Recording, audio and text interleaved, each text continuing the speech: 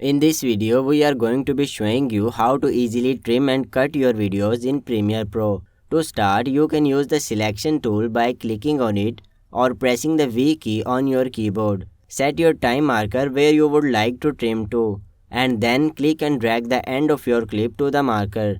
Drag your clip back to the start of your timeline. To automatically fill in any starting gaps, hold down the Ctrl key while dragging your clip to the marker. You can also do the same thing to the end of your clip.